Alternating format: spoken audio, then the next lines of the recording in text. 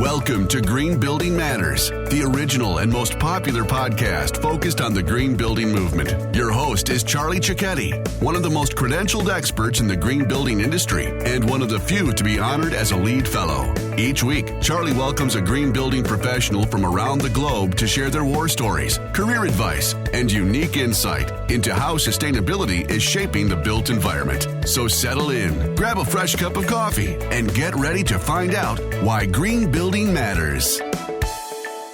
Hey everyone, welcome to the next episode of the Green Building Matters podcast. I get to interview someone once a week that's just a sustainability advocate, sometimes green building, sometimes ESG. Who knows where the conversation will go. Just really excited. We had a great introduction to Dan. Dan's up in the Cleveland-Akron area of Ohio, been doing sustainability work for a long time, and it says that he is a Rust Belt enthusiast and an Echoing Green Climate Fellow. Can't wait to dive into that more. Dan, welcome to the podcast. Yeah, thanks so much for having me. Yeah, I know our mutual friend Mike introduced us. I checked out some of the work you're doing. Before we get to that, though, take us back so our listeners know that origin story. Hey, where'd you grow up and where'd you go to school? Yeah, I was born and raised in Cleveland, Ohio, on the Near East Side. I had a pretty formative high school experience, like going to school in the city of Cleveland, and there got really exposed to sort of a lot of the social and societal inequities that exist within our country. And that really propelled me into a deep interest about trying to understand how systems are built, why things are the way that they are, and figure out how I can make any kind of impact on the world and the community that I was being part of. From my time in Cleveland, I went away to school in Chicago, where I went to DePaul University. I was fortunate enough to have a scholarship to go there because I so excelled at volunteering. I had a community service studies scholarship, and through that scholarship, got exposed to a wide variety of nonprofits and organizations that are doing a lot of interesting work. My major was in ethics, so I was adequately prepared to do just about nothing, but I did learn how to think in systems and really think critically about how and why things function in the way that they do, and hopefully ask questions and learn how to be a systems thinker. The time that I was in college was overlapping with sort of the height of the foreclosure crisis, where Cleveland was really the epicenter nationally for sort of the negative impacts of that. And Cleveland, like a lot of Rust Belt communities, had already been fighting deindustrialization and the impacts of that. And so cities like Cleveland, like Buffalo, like Milwaukee, like Detroit, always felt I had a deep kinship there because I thought that those were the communities that really brought about sort of the age of industrialization and ironically brought about a lot of the negative impacts related to climate change that we're now combating. But I think within and contained within those communities reside a lot of the potential solutions for how we as a country can think about climate resiliency, reimagination of communities and economic development. And so after some time in Chicago, I came back to Cleveland and tried to figure out how I could fit in and get in to make my mark and be part of a community that was working on affecting positive change, community wealth building initiatives that were simultaneously combating climate change. So yeah, all came full circle, and I'm been in Cleveland ever since. And no, thank you for that origin story. And I had a little bit of how'd you get into green? How'd you get into sustainability? And then were there any kind of other aha moments there about, hey, I'm going to totally make a career out of this? I mean, any of that?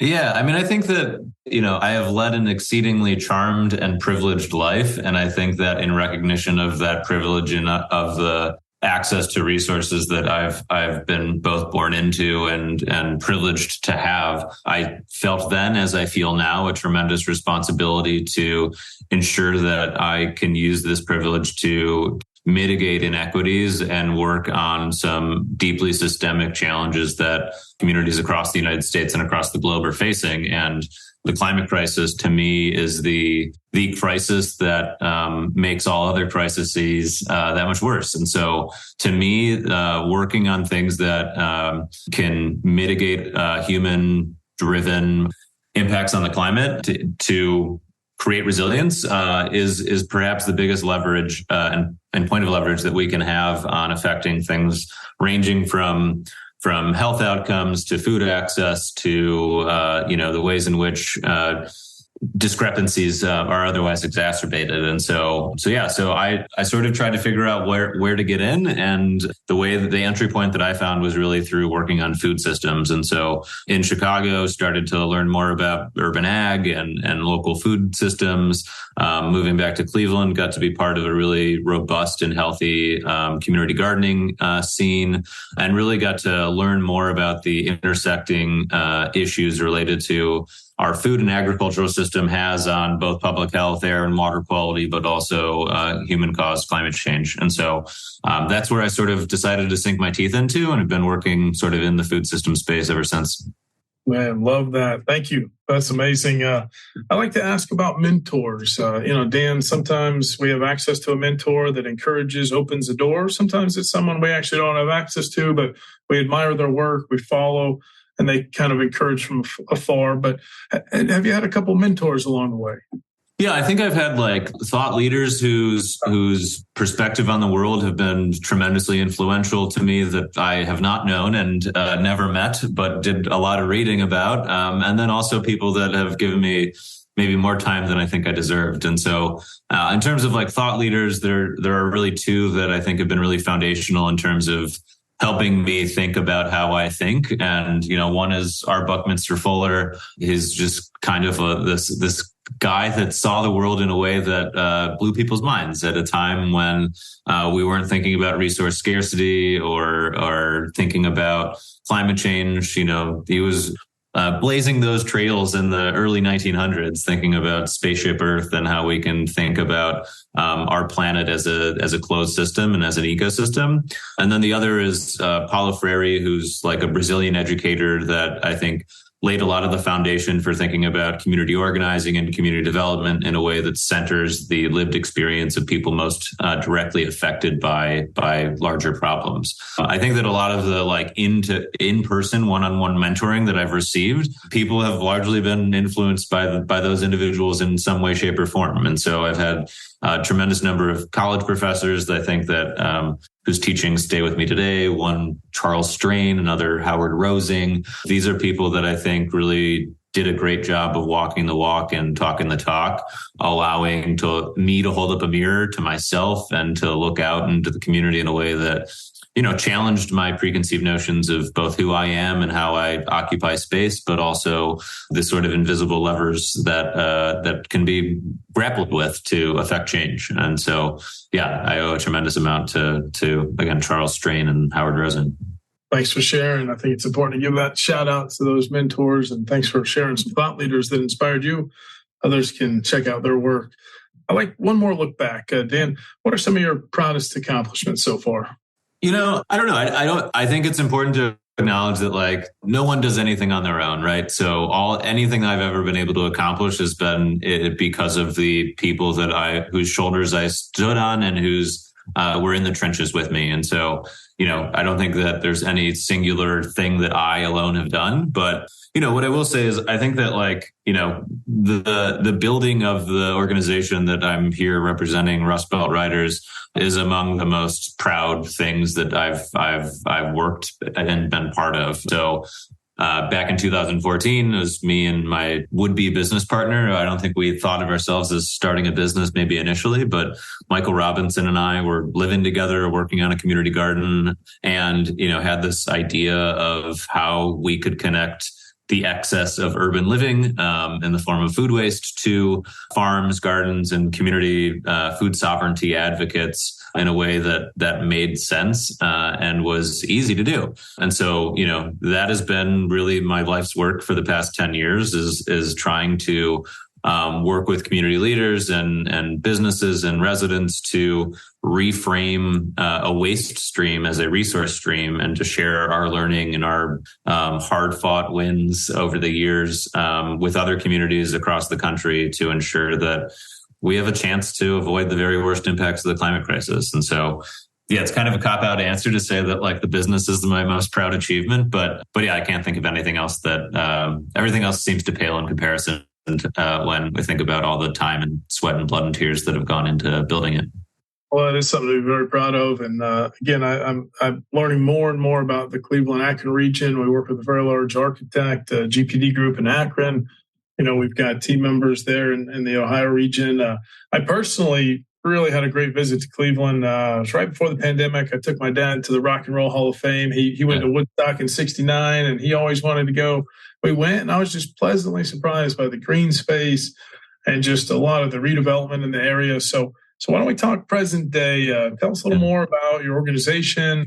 Tell us a little more about Cleveland, because we've got some international listeners on the podcast, and just, hey, what do they need to know about your area? And tell us a little more about what a day in the life of Dan looks like. Totally. Yeah. I mean, I think that my friends sometimes think I'm obnoxiously maybe on the tourism bureau for the city of Cleveland, because I'm a huge proponent for the characteristics and qualities that make Cleveland so special. So, I mean, for your listeners that aren't aware, I think that when people think of the Rust Belt, Detroit often comes to mind. And I think that the story of Cleveland is not all that dissimilar from the story of Detroit. We've lost over 50% of our population from the time of its peak. We are a legacy industrial community that has seen population decline. We are one of the most segregated racially communities in the United States. We have some of the highest poverty rates in the United States. We have roughly 12% of all of our land is vacant or abandoned. And so I think from the outside, a lot of this looks like, and for a lot of everyday Clevelanders, this is the reality that we live within, right?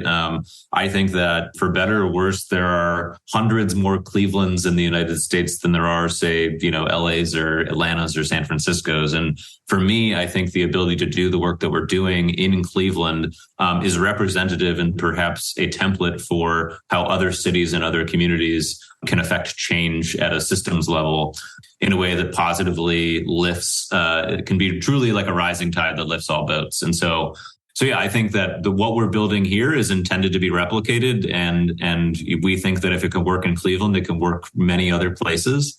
But to your point, we have tremendous proximity to fresh water. We're situated on Lake Erie. Drive 30 minutes in any direction other than north, and you're very quickly in rural farmland. So our urban proximity to food production is tremendous. Our southern border is a national park. We've got a beautiful fresh water. We've got lakes and rivers and a park system that's the envy of the country. I think the Cleveland Metro Parks were named one of the best public park systems in the country just a few years ago. So there's a tremendous amount going for Cleveland. And I think that we're really just trying to tap into and leverage things that we view as assets that maybe the public sees as deficits and use them to our advantage. And so the work that Rust Belt Riders does is really working to provide a template and a framework for communities to think about food as a resource from its production, processing, and cultivation all the way to its end of life. And more often than not, highly dense urban areas do not have the infrastructure or capacity to process all of the organic material that they ingest, right? It comes in, it often gets wasted, and that then it gets sent off to landfill just as most other discarded material does. We're here to sort of demonstrate and point out that in the United States, roughly 40% of all food that is grown will end up being thrown away. That is a sort of a three-pronged issue in my mind. First is there's a economic cost to that, to the tune of roughly $218 billion are spent annually just in the United States on the growing, transportation, processing, and disposal of food that never gets consumed. That's like 1.4% of our GDP. The second leg to point out is that there's like a human moral element to this volume and enormity of food waste. In Northeast Ohio, the community I live in, 1 in 5 children are considered food insecure, right? So when you hold up this fact that roughly 40% of all the food that is being grown is thrown away, and yet 1 in 5 children in Northeast Ohio doesn't know where their next healthy or nutritious meal is coming from, there's a moral dilemma that needs to be grappled with. And then the third is that, this all has a really, really tremendously awful environmental impact. When food goes to landfill, it does not have access to oxygen, and as a result, emits methane. Methane on a 20-year time horizon is roughly 85 times more potent at accelerating climate change than CO2, the stuff that comes out of our tailpipes. And so if we are to avoid the very worst impacts of the climate crisis, we absolutely can't send food to landfills. And so the intervention that we try and provide both residents and businesses in our community is an alternative to landfills. So we capture and collect food waste or food resource that otherwise would be sent to landfills and instead create high quality composts and soils from it. And the benefit of this is not only the mitigated and avoided methane emissions that would have otherwise resulted, but it's the creation of and realization of this idea of a circular economy where we're designing in the end of life into the utility of a product. And I think that food and food systems are the building block for any type of circular economy. And the beauty of this is that compost has been studied for years and years, actually has the ability to sequester carbon. So not only are we avoiding the harmful methane emissions, but we're creating a product that can serve as a climate sponge and advance nature-based solutions to the climate crisis.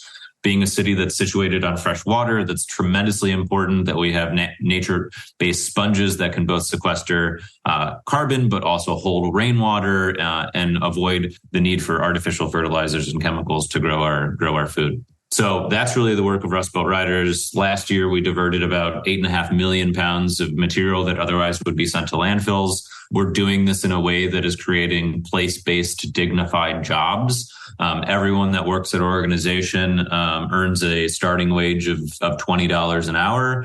We provide healthcare and benefits to our employees that work over 30 hours a week. And everyone on our team has access to become an owner in the company. So we believe that the model that we're creating actually can create not only do the important work of avoiding these harmful emissions and working on repairing an otherwise broken food system, but the type of employment and the type of company that we're hoping is representative of the type of economy that we want to see flourish in the months and years to come. Because simply avoiding the worst impacts of the climate crisis aren't good enough if it's going to continue to exacerbate human suffering, wealth inequality, and the like. So that's really what we're after, which is no small task. But we've been at it for 10 years and are still going strong.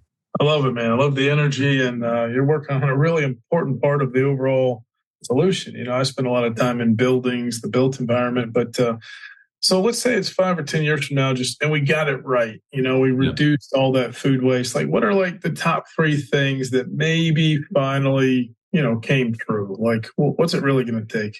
Yeah, I mean, I think that a big push that we're working on doing is really trying to work with large landholders, large agricultural producers, municipalities to better understand and quantify the potential impacts of nature-based solutions to their overall climate planning, so that we can create markets for the compost that needs to be generated, right? I want to live in a world in which no food is ever sent to landfills. If that's going to happen, there's going to be quite a lot of soil and compost being made. But if you look at the shortcomings of like the recycling industry, for example, which operate on a global macroeconomic scale, when China says that we don't want your plastics and we don't want your aluminum anymore, stateside, where recycling is in free fall, right? So we need to have both a push and pull side of an economic equation in place that incentivizes the ongoing collection and diversion of food waste from going to landfills through the spec and utility of compost as a nature-based solution. And so, 5-10 years down the road, I'd love to see departments of transportation understand that when you can increase organic matter by 1%, that you're going to hold, something like 38,000 more gallons of water per acre, and that same acre can sequester carbon, and that we can have really like a much more quantifiable understanding of how to measure to assign the appropriate value between soil health, carbon sequestration, public health, so that we have this positive feedback loop that can continue to create jobs, can create incentives for ongoing food waste diversion, but also, doesn't put all of our eggs in the basket of gadgets and gizmos, right? We need solar panels. We need passive structures, but overall, we need a different type of economy that really it captures the total environmental cost of activity as it's taking place today. And we think that we're laying out a model that can allow for prosperity and can really recenter the value around nature-based systems. And so those are a lot of the conversations we're trying to have, because if we don't have the demand for the products and a recognition of the value of soil, it's going to be a hard uphill climb. Man, I love it. It's a lot. It's a lot of work. I know you're also involved in the entrepreneurial community there near you. Anything else just you'd like to talk about? Any kind of pet peeves, hot topics, any other organizations you're working with? And then we'll move on in the interview. Yeah. Our big endeavor right now is that we're looking to expand and sink down roots into a facility of our own. To date, we've been working through partners with whom we are internally indebted to. It's been a work of collaboration and of partnership to get to where we're at today. But we know that in order to better serve our community and better serve our region, we need to work with these similar partners, our solid waste district, our city, our county, elected officials, philanthropy, you name it, to build up the infrastructure in our region. And so, I shared earlier that we diverted a little over 8 million pounds of material from going to landfills. In doing so, we outgrew 3 licensed compost facilities in our region. And so if we even wanted to wave a magic wand that diverted all food in our region from going to landfills, there simply isn't enough processing capacity. And so we view it as an onus is on us of people that have a deep understanding of soil health, of compost, of making quality compost, that we want to be able to build a facility of our own that will allow us to process all of the food scraps that are in our ecosystem, while also helping our county and our region as a whole build up its processing capacity, because there are more food scraps to go around that need to be diverted, and we aren't ever going to be able to process all of them ourselves. And so we're really knee deep in the process of trying to identify land that will allow us to really sink down our roots for the next 10, 20, 30 years to build out a world-class facility that will hopefully launch other world-class facilities. We think that we're trying to build a model that can be replicable not only in Cleveland, but in Toledo and Cincinnati and Youngstown and Louisville and Indianapolis, right? As I shared earlier, there are plenty more Clevelands across the country than not. And so we're really trying to work with our partners at the Cuyahoga County Solid Waste District, at Soil and Water, with the City of Cleveland's Office of Sustainability, to think about a replicable system that, much like waste management partners with municipalities, we're trying to have Rust Belt be the preferred public-private partner of municipalities, or at least our business model, so that other communities across the United States can learn from the mistakes we've made and the successes we've had, and really start moving the needle on overall food waste diversion from landfills. That's really solid, man. I'm glad I asked. All right, let's do some rapid fire questions here, Dan, to get to know you a little more. What would you say is your specialty or gift?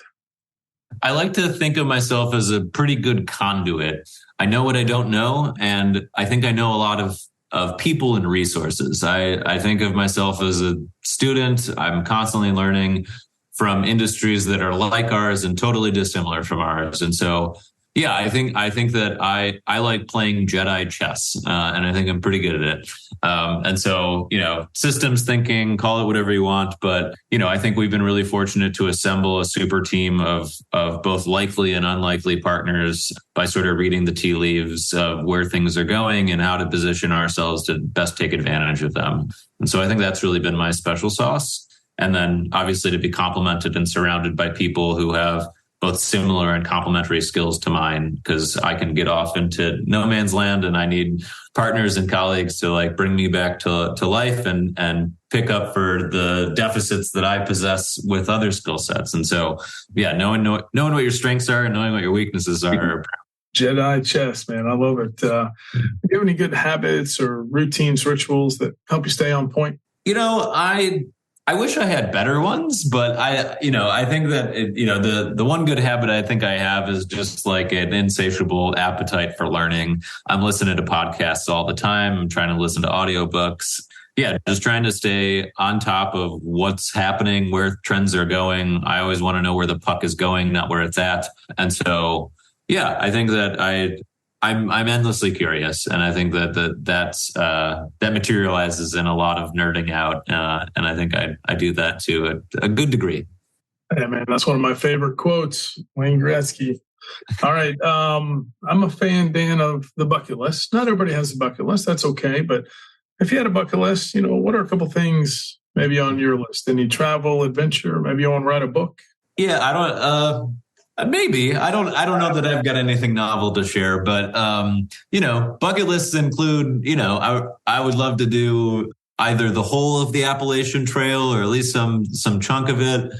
I think it's really important to carry with you a healthy balance of recognizing that life is short. Life is precious, and it shouldn't be all work and no play. And for me, getting out in nature reminds me of why this work is so important. And so, yeah, I love camping. I love getting out in the woods and unplugging for a bit. And the idea of doing the Appalachian Trail sounds pretty awesome.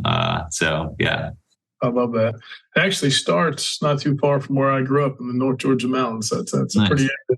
Well, I guess depending on which way you go, but if you start in Georgia, yeah. So just a few more things here. Is there a book or a podcast or a documentary you'd recommend to our listeners? Yeah, there's two that come to mind, and they're sort of on opposite ends of the spectrum, but I think both are informative. Or they're two sides of the same coin, maybe.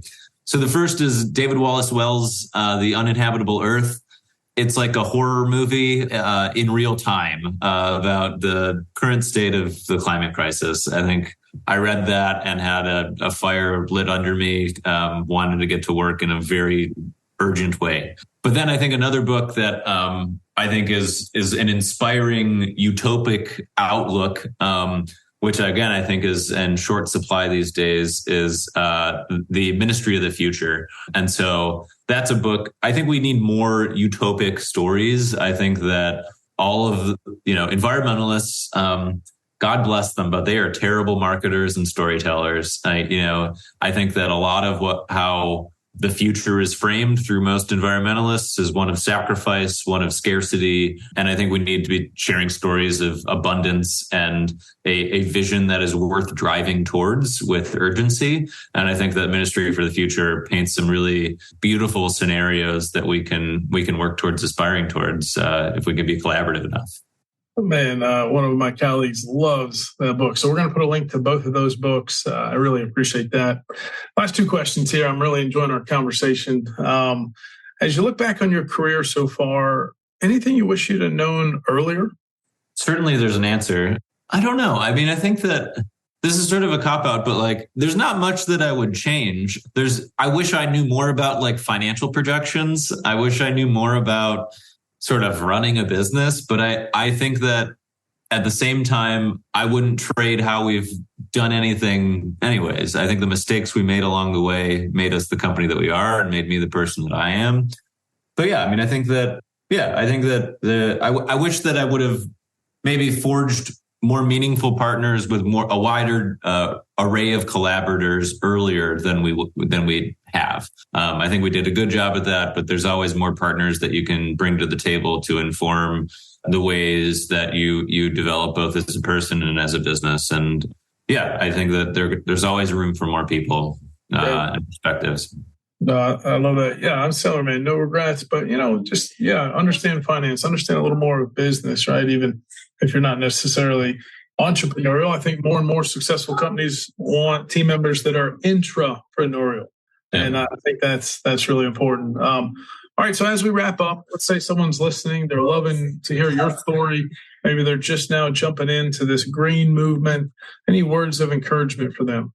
Yeah, I think that we need to sort of dream wildly about the future we want to have, not what we think we can get. I think that is extremely important, particularly when a lot of the narrative is about, again, sacrifice and what we might not have. I think that the world's can be a real bummer of a place sometimes, and we need positive futures and stories to look forward to and to tell. And so, a big thing that we emphasize is doing visioning work of what is the future we want, not the future we think we can get. And so I encourage everybody who's working on a business, working in an organization, to vision without compromise about what it is you want. And, it might not be perfect, but don't settle for anything less than you can absolutely get. Man, well said. A lot of wisdom here. I hope everybody's enjoyed getting to know Dan and his story. Be sure to check out Rust Belt Riders, connect with Dan on LinkedIn and just give him a shout out. And if you haven't, make sure you go to Cleveland. And I think you're going to have a great time. Dan, thanks for being on the podcast today. And I'm glad Mike introduced us. You're doing incredible work, man. Yeah, I really appreciate it. Thanks so much. Thank you for listening to this episode of the Green Building Matters podcast. At gbes.com, our mission is to advance the green building movement through best-in-class education and encouragement. Remember, you can go to gbes.com/podcast for any notes and links that we mentioned in today's episode. And you can actually see the other episodes that have already been recorded with our amazing guests. Please tell your friends about this podcast. Tell your colleagues. And if you really enjoyed it, leave a positive review on iTunes. Thank you so much, and we'll see you on next week's episode.